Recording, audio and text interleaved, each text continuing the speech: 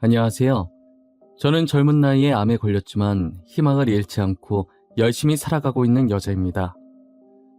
분명 결혼한 지 엊그제 같았는데 눈 한 번 깜빡이니 벌써 10년이 넘는 시간이 훌쩍 지나가 있네요. 제가 지금 사과를 먹고 있다 보니 몇 년 전에 일어났었던 일이 갑자기 생각이 나네요. 그 일로 인해 제가 이런 병도 얻게 된 것 같아요. 여러분들도 한번 제 사연을 들어보시겠어요? 어른들이 하시는 말씀 중에 모르는 게 약이다 라는 말이 있잖아요. 세상을 살다 보니 어른들 말처럼 정말 몰랐을 때가 더 좋았던 적이 있는 것 같아요. 저 말이 제일 잘 어울리는 대표적인 경우가 바로 뒷담화 같은 거잖아요. 누구보다 저를 사랑해주고 아껴주던 사람이 뒤에서 저를 욕하고 있다는 사실이 얼마나 슬픈 일이에요. 지금부터 여러분들께 이 뒷담화에 관한 이야기를 들려드리려고 해요. 저는 금수저까진 아니더라도 하고 싶은 거 다 할 수 있는 꽤나 잘 사는 집안의 외동딸로 태어나서 부모님에게 사랑을 듬뿍 받으면서 살아왔었어요. 저희 부모님은 저를 만지면 깨질까, 잡으면 부서질까 그렇게 금이야 오기야 귀하게 키우셨어요. 이렇게 부모에게 사랑을 듬뿍 받아야 훗날 결혼해서 남편에게 사랑을 많이 받을 수 있다고 하시면서요. 저도 사춘기 시절 반항을 한 적이 있는데 부모님께서는 단 한 번도 소리치거나 손을 올린 적이 없었고 늘 따뜻하게 안아주시면서 왜 이런 행동을 하면 안 되는지 차근차근 설명해 주셨었어요. 그래서 제 사춘기는 태풍처럼 정말 짧게 휘몰아치다가 끝난 것 같아요. 항상 이런 부모님의 모습을 보면서 부모님같이 다정한 남자를 만나 결혼하고 싶다는 생각이 들었어요. 딸은 아버지 같은 남자 만난다는 말처럼 정말 아버지 같은 남자와 결혼하는 미래를 꿈꾸곤 했어요. 그렇게 20대 중반이 되었을 때쯤부터 친구들이 하나둘씩 결혼을 하기 시작하더라고요. 빠르면 벌써 아이까지 낳아서 애엄마가 된 친구들도 있었고요. 저는 친구들이 결혼하고 애를 낳을 동안에는 제대로 된 연애를 하지 못했어요. 다정한 아버지 때문에 눈이 높아진 건지 아무리 남자를 만나도 제 성에 차는 남자가 없었어요. 아직 결혼을 하지 않은 친구들 중에서 제가 눈이 너무 높다면서 눈을 조금 낮추라고 말한 친구가 있었고, 결혼한 친구들 중에서는 괜히 결혼했다며 후회하면서 결혼을 말리는 친구들도 있었어요. 야, 너는 눈을 낮출 필요가 있어. 쓸데없이 너무 높아. 그러니까 결혼을 못하는 거 아니야. 나는 눈이 저 밑에 바닥에 있어도 못하는데 진짜 결혼하고 싶으면 눈 좀 낮춰봐. 나는 결혼 반대야. 결혼한 지 이제 1년 됐는데도 벌써 이혼하고 싶더라니까. 연애할 때야 좋지. 맨날 얼굴 맞대고 산다고 생각해봐. 진짜 눈 뜨자마자 남편 얼굴 보이면 때리고 싶어. 그건 맞아. 그래도 너는 애가 없잖아. 나는 애까지 있어 이혼도 마음대로 못해. 육아는 나 혼자 해. 지금도 봐. 애 안고 너네 앞에 있잖니. 육아는 무슨 집안일도 하나도 안 도와줘. 집안일 그걸로 많이 싸우지. 나도 우리 신랑이랑 집안일로 많이 싸워. 결혼 전에는 내 손에 물 한 방울 안 묻히게 한다더니 지금은 나보고 별 따오라고 한다니까. 야, 너네 얘기 들으니까 나까지 결혼 안 하고 싶어진다. 결혼은 현실이라고 하더니 그 말 틀린 거 하나 없나 보네. 주변 사람들한테 저런 말들을 듣다 보니 굳이 결혼을 해야 하나 싶은 생각도 들었어요. 그렇다고 비혼주의로 살자니 나중에 늙었을 때 남편이랑 자식들 없이 혼자서 너무 외로울 것 같았어요. 혹시나 제가 혼자 있다가 집에서 다치거나 죽었는데 아무도 모르고 그렇게 쓸쓸히 잊혀지면 어떡해요. 아주 잠깐 상상만 해도 끔찍하고 서러웠어요. 그렇게 혼자서 결혼을 해야 할지 말아야 할지 고민하고 있을 때 운명 같은 남자를 만나게 되었어요. 제가 회사에 입사한 지 얼마 지나지 않아서 남자 직원 한 명이 저희 회사로 이직을 한 거예요. 다들 잘생겼다고 호응하는데 외향적으로는 제 이상형이 아니었기 때문에 처음엔 아무 관심이 없었어요. 제가 강아지상을 되게 좋아하는데 그 직원은 고양이상으로 인상이 날카로웠거든요. 낯가리는 건지 웃지도 않고 굳은 표정으로 일관하길래 첫인상이 좋은 편은 아니었어요. 한동안은 제게 수많은 직원들 중 한 사람, 그 이상도 그 이하도 아닌 존재였어요. 그러다 그 사람과 같이 프로젝트를 하나 하게 되면서 친해지게 되었죠. 친해지고 나니 웃음이 정말 많은 사람이었다는 걸 알게 되었어요. 사소한 거에도 잘 웃어주고 썰렁한 개그를 해도 그 사람이 무안할까봐 배꼽 잡고 웃어주더라고요. 성격도 좋은데 남을 배려할 줄도 알고 알면 알수록 진국인 사람이었던 거예요. 게다가 다른 남자 직원들과 다르게 술에 대한 자부심이 없어서 못 마신다고 딱 잘라 말하면서도 사람 무안 주지 않고 술 먹은 사람들 비위 다 맞춰주며 회식 분위기를 망치지 않으려고 노력하더라고요. 대학 다닐 때도 그렇고 그 직원이 오기 전까지 회사 회식 때도 그렇고 자기 술 잘 마신다는 자부심 있었던 사람들만 보다가 이런 사람을 보니 신기했어요. 술 못 마시는 것에 전혀 부끄러움이 없었고 오히려 술 먹은 사람보다 더 잘 놀았어요. 의외의 모습이 계속 발견되다 보니 저도 모르게 점점 그 직원에게 관심이 가기 시작했어요. 그 후로 무의식 중에 제 눈은 그 직원을 쫓았고 저희 둘의 눈이 마주치는 횟수가 잦아졌어요. 그렇게 저희는 눈빛으로 시그널을 주고받다가 그 직원이 먼저 제게 고백을 하면서 사귀게 되었어요.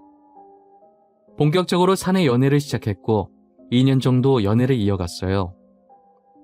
사람은 첫인상으로 판단하면 안 된다는 걸 그 남자를 통해 알게 되었어요.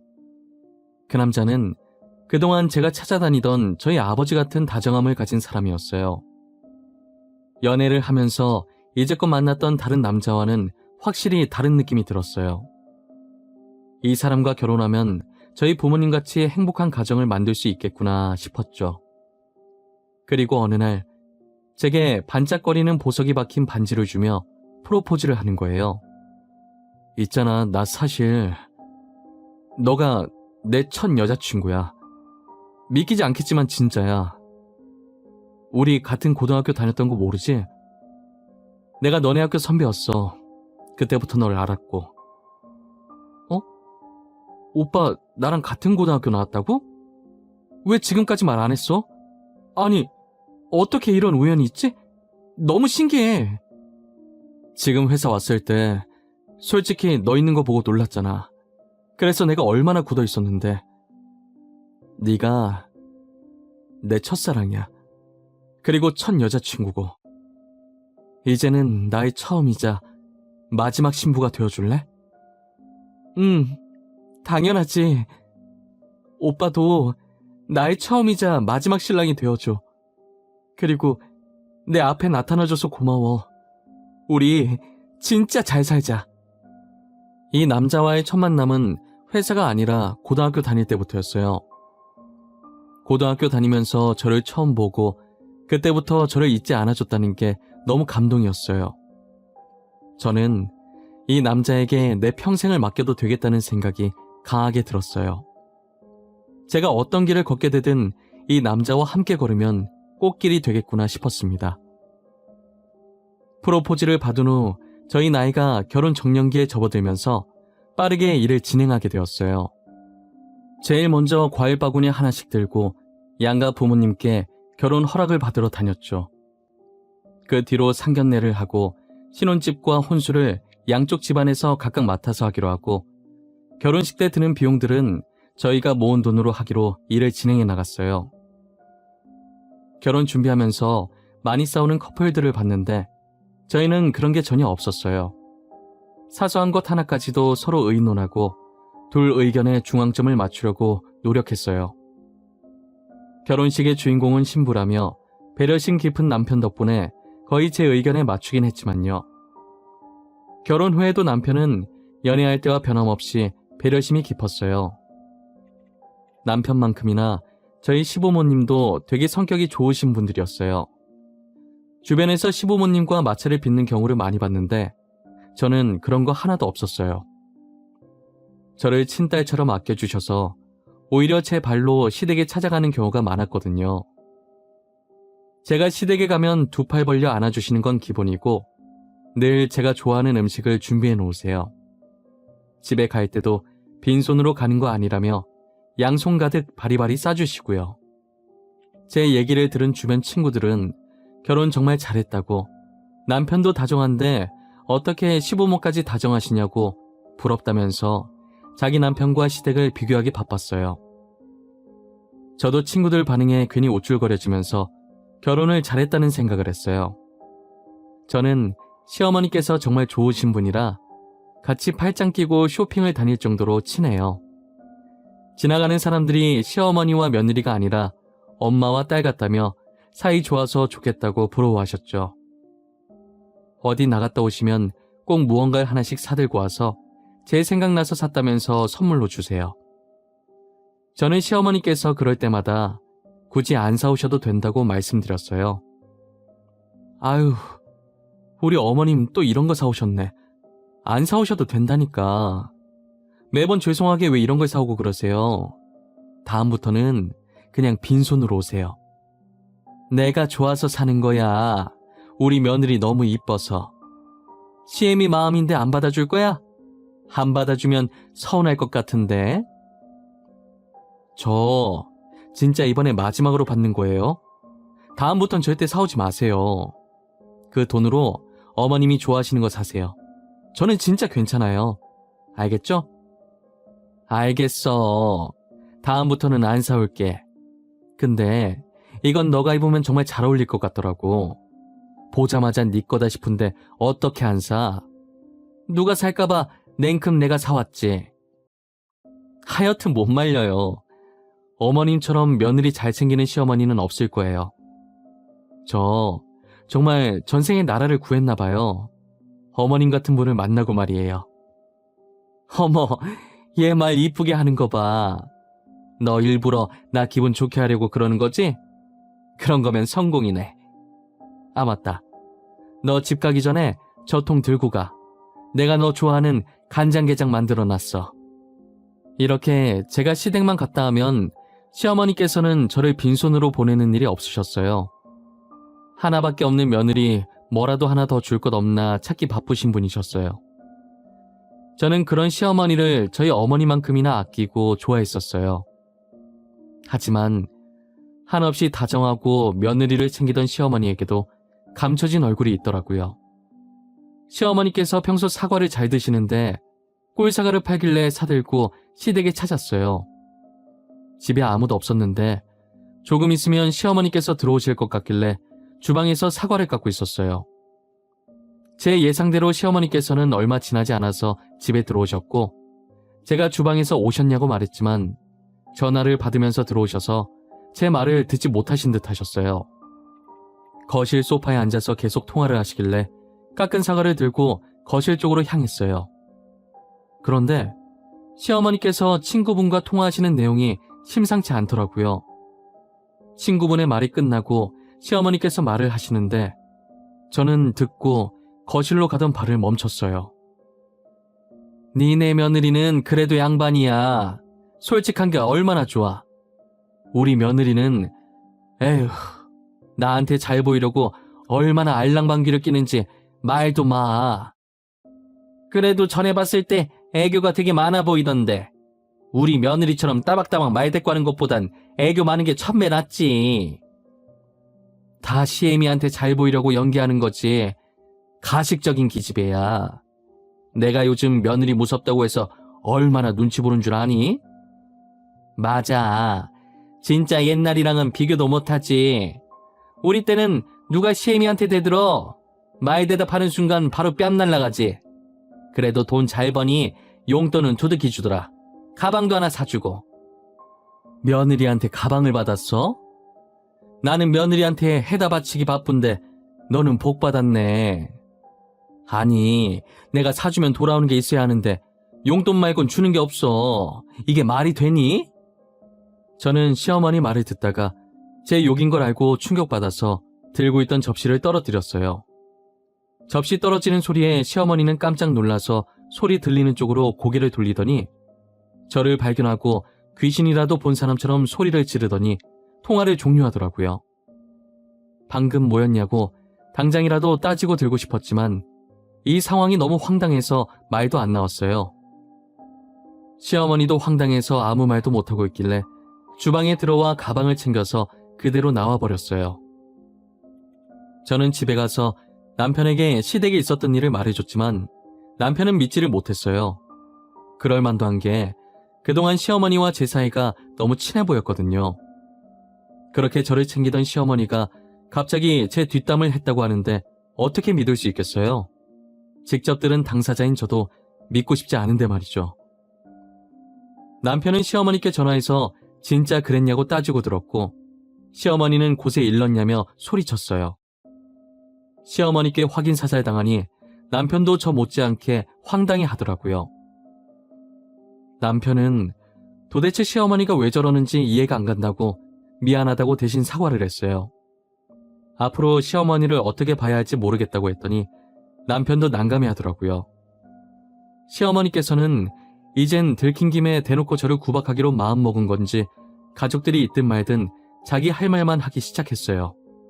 이제 너도 다 아니까 연기는 치워치우마. 전에 들었지? 다른 며느리들은 시애미한테 가방도 사주고 한다는데 너는 뭐하니? 아이고 유치해라. 당신은 나이가 몇 갠데 며느리한테 가방 타령이야. 다른 며느리는 무슨 가방을 사줬다던? 그 깎가방 내가 사줄게. 당신은 끼어들지 마세요. 내가 그동안 쟤한테 해준 게 얼만데. 그리고 용돈도 다른 집 며느리는 매달 100만 원씩 준다던데 우리는 겨우 30이 뭐니 30이. 우리가 돈을 안 버는 것도 아니고 아직 내가 돈 버는데 무슨 용돈 타령이야. 30만 원도 많구만.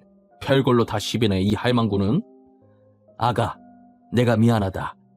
바쁜 애 잡아놓고 이러고 있네.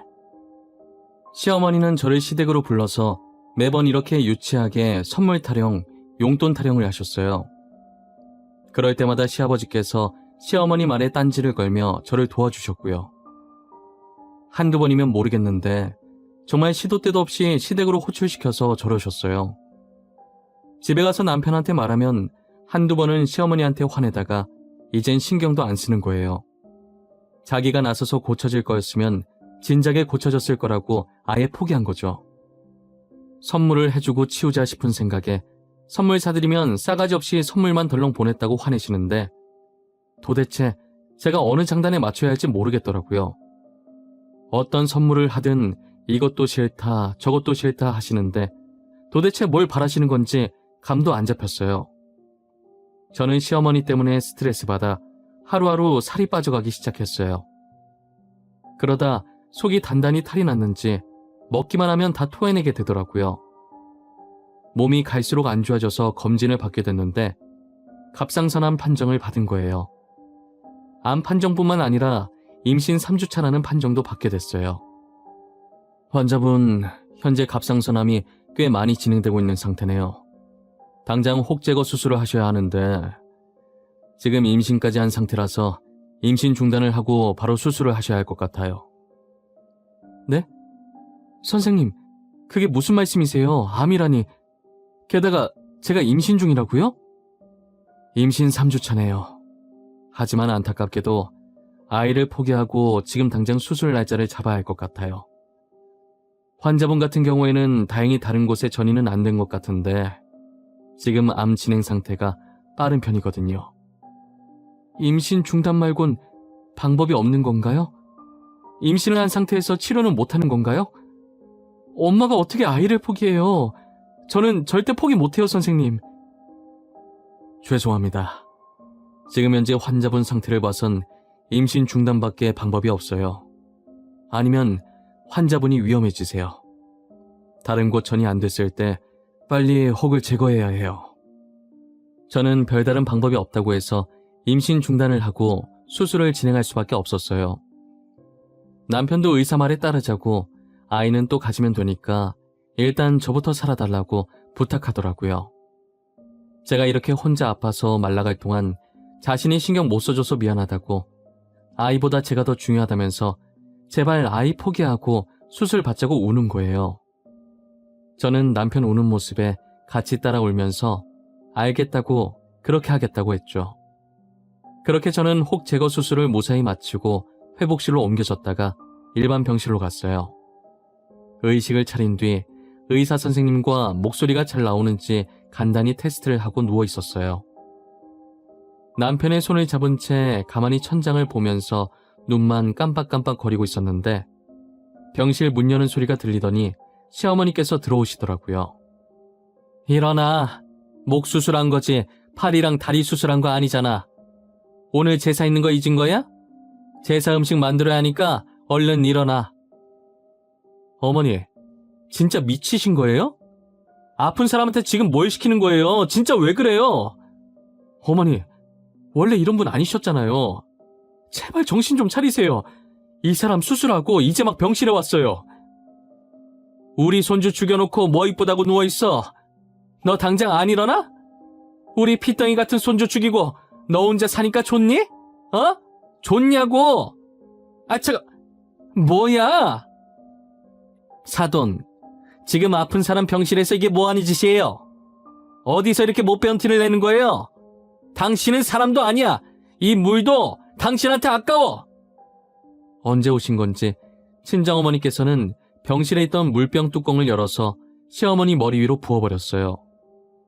친정어머니께서 오신 줄도 모르고 막말을 하던 시어머니는 물을 맞고 친정어머니 쪽으로 고개를 돌리고 저희 어머니와 눈이 마주치자 소스라치게 놀라더라고요. 어머니는 그래도 분이 안 풀렸는지 옆에 남은 수액거리를 들고 시어머니를 위협했어요. 친정어머니께서 무서운 표정으로 자신에게 다가오자 시어머니는 기겁을 하며 병실을 나갔어요.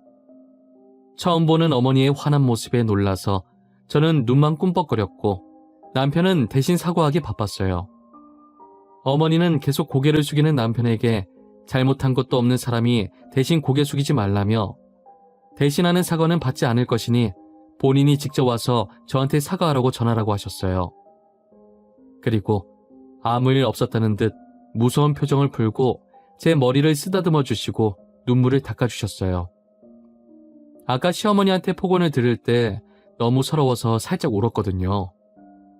어머니는 사람 같지도 않은 사람 때문에 스트레스 받지 말고 울지도 말라고 하셨어요. 그 사람한테 소비하는 제 감정이 너무 아깝다고 하시면서요. 저는 어머니의 말을 듣고 앞으로 시어머니와 연을 끊어야겠다는 생각이 들었어요. 남편이야 핏줄이니 제가 연 끊으라고 강요는 못하겠고 저 혼자라도 연을 끊겠다고 했죠. 남편도 이번 일로 많이 느꼈는지 알겠다고 했고 그 뒤로 저는 시댁 근처도 가지 않았어요. 그렇게 12년이라는 시간이 흘렀고 그 사이에 저와 남편은 딸 하나를 낳아서 키우고 있었어요. 암에 걸린 뒤로는 회사도 그만둬서 제가 육아를 전담했지만 남편이 퇴근 후에나 주말에 아이를 봐줘서 저는 다른 엄마들과 다르게 나름대로 쉬는 시간이 존재했어요. 혹시나 또 제가 병이 재발할까 싶어서 늘 남편이 노심초사하거든요. 그래서 주말에라도 쉬라고 무조건 주말엔 자기가 아이를 보겠다고 나서요. 그러다 어느 날 남편이 전화 한 통을 받더니 몸이 돌덩이처럼 굳은 듯이 서 있더라고요. 왜 그러냐고 물어보니 시아버지께서 치매에 걸리셨다는 거예요. 시아버지께서 나이가 있긴 하시지만 그래도 아직까지는 정정하실 나이인데 벌써 치매에 걸리셨다는 게 믿기지 않았어요. 더군다나 치매 진행 속도가 빨라서 요양병원에 모셔야 된다고 하더라고요. 시아버지가 계신 요양원에 가고 싶었지만 시어머니와 마주칠 것 같은 생각에 많이 망설였었어요. 그래도 시어머니께서 난리칠 때마다 항상 중간에서 막아주셨던 분이 시아버지신데 안 가기도 못하고 해서 고민 많이 하다가 안 하고 나중에 후회하기 싫어서 요양원에 들리기로 했어요.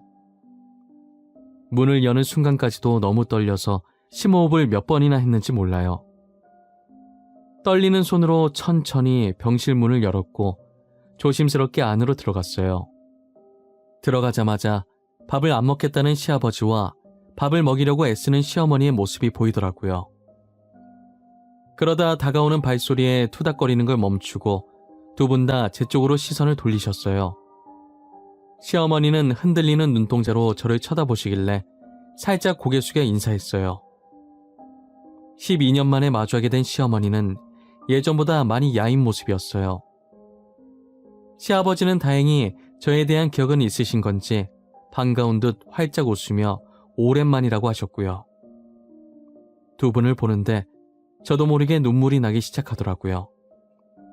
시아버지께서는 침대에서 내려와 제게 천천히 다가오시더니 울지 말라고 토닥거려 주시고, 시어머니께서는 몸을 뒤로 돌려 조용히 저와 같이 눈물을 훔치셨어요. 독하게 시댁과의 연을 끊어냈다고 생각했는데 막상 나이 드신 시부모님을 마주하고 보니 여러 가지 감정들이 뒤섞였던 것 같아요. 조용히 눈물을 훔치시던 시어머니께서도 제게 다가와서 활짝 웃으면서 반겨주시더라고요. 와줘서 고맙다고, 진심으로 고맙고 미안하다고 하시면서요. 아가, 고맙다. 이렇게 와줘서 너무 고마워. 이게 얼마만이니 그래. 요즘 뭐하고 지내? 가끔 아들한테 네 안부 듣긴 했다만. 그래도 다행히 잘 지내고 있나 보구나. 어머님, 오랜만에 이렇게 만나 뵙게 되네요. 좋은 일로 만나야 하는데 왜 이렇게 많이 야위셨어요? 밥은 잘 챙겨 드시고 계신 거예요? 잘 챙겨 먹고 있지. 챙겨 먹는데도 계속 살이 빠지더라고. 아가, 늦었지만 정말 미안했구나. 나 그동안 반성 많이 했어.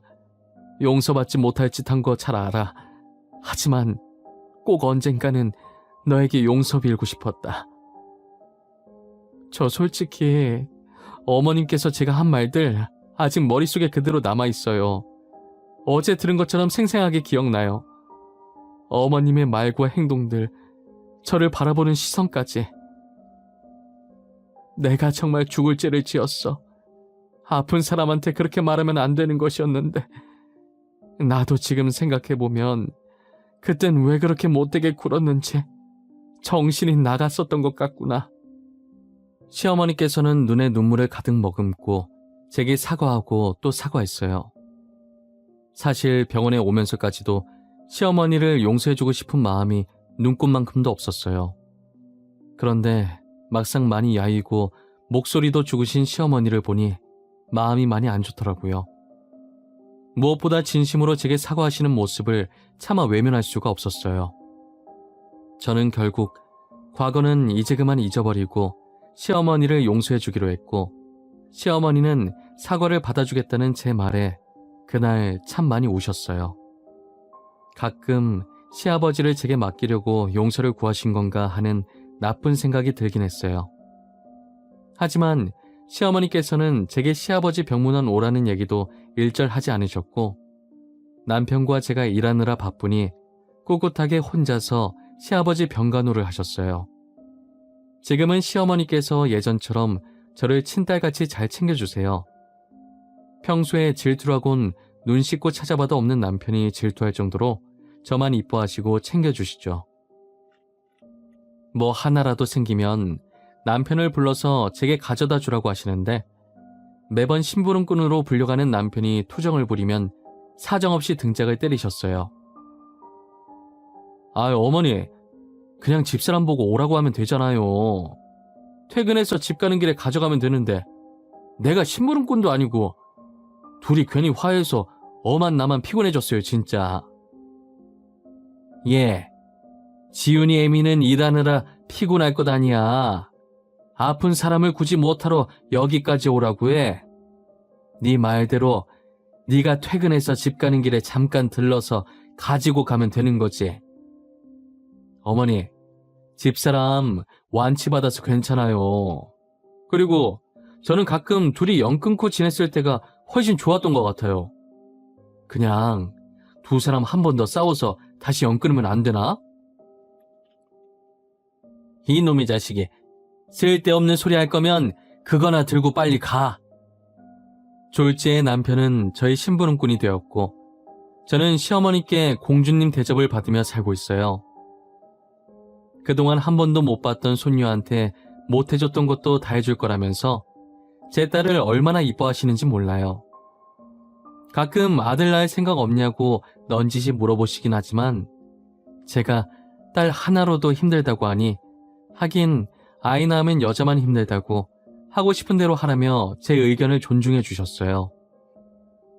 진작에 이렇게 살았으면 얼마나 좋을까 싶은 생각을 요즘 따라 많이 하게 되네요. 아무래도 시부모님이 많이 늙으셨고 저희와 같이 할 세월이 얼마 남지 않아 더 그런 것 같아요. 함께 할 수 있는 시간 동안 시부모님과 함께 행복하고 좋은 추억 많이 쌓아보려고 해요. 제 사연은 여기까지입니다. 여러분들은 제 사연을 듣고 어떤 기분이 드셨나요? 혹시 시어머니를 왜 용서해줬냐며 저를 한심해하고 계시나요? 하지만 저는 제 선택을 후회하지 않아요. 오히려 용서를 안 했다면 돌아서서 뼈저리게 후회했을 것 같아요. 여러분들도 저와 같이 시댁과의 갈등이 있으시다면 잘 생각하셔서 현명하게 대처해 나가시길 바랄게요. 제 사연 들어주신 모든 분들 저보다 행복한 일 많이 생기시길 바라고 늘 건강하시길 바랄게요.